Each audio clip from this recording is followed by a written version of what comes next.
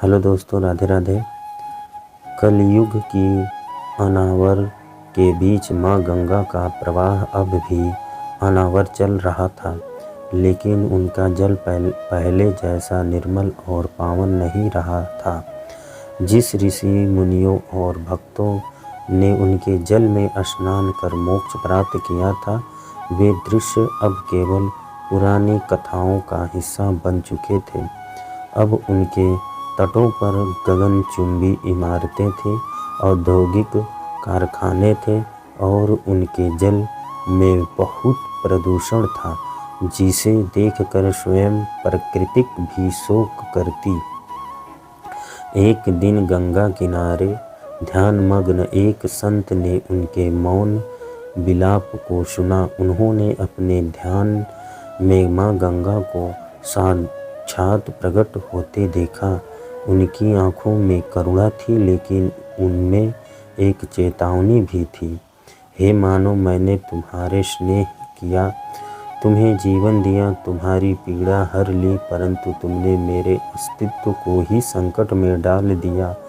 मैंने भागीरथ की तपस्या पर स्वर्ग से अवतरण किया, शिव की जटाओं से प्रवाहित हुआ और अनेक युग में तुम्हारे लिए कल्याणकारी बनी, परंतु अब मेरा जल कलुषित हो चुका है।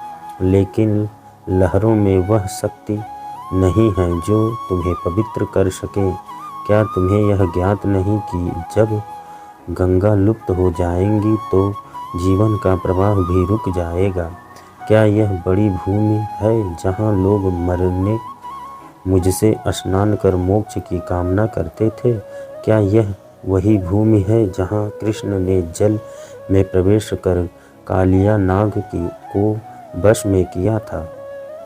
हे मानव, अभी भी समय है, जागो, अपने कर्तव्य को पहचानो। यदि तुमने अपनी प्रकृति और अपनी नदियों की रक्षा नहीं की तो यह पृथ्वी भी अपनी धारण शक्ति खो देगी। मैं एक बार फिर लौट सकती हूँ, निर्मल रूप में प्रवाहित हो सकती हूँ, पर इसके लिए तुम्हें मेरी रक्षा करनी होगी। संत ने अपनी समाधि से जागकर यह संदेश जन जन तक पहुँचाया, परंतु कितने थे जो इसे सुनने को तत्पर थे? कुछ लोग चेतना के पथ पर आए, लेकिन अधिकतर अब भी मोह माया और स्वार्थ में लिप्त थे। माँ गंगा अब भी प्रवाहित थी, लेकिन उनकी लहरों में अब वह उत्साह नहीं था। वे जानती थी कि यदि मनुष्य उन्हें संभालने का प्रयास नहीं किया तो एक दिन वे पुनः स्वर्गलोक लौट जाएंगी, और अब वह दिन आएगा तब मनुष्य को ज्ञात होगा कि उनके केवल एक नदी नहीं बल्कि संपूर्ण जीवन का स्रोत खो दिया।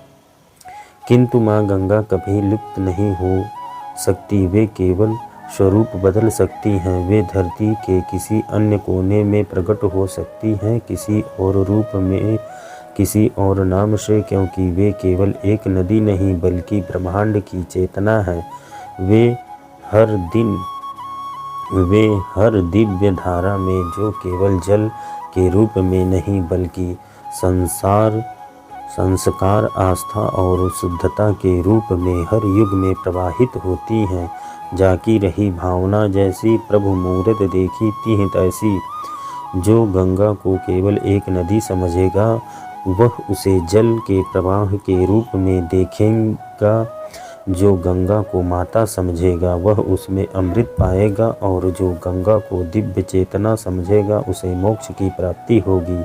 हर हर गंगे कथा यहाँ समाप्त होती है। हर हर महादेव।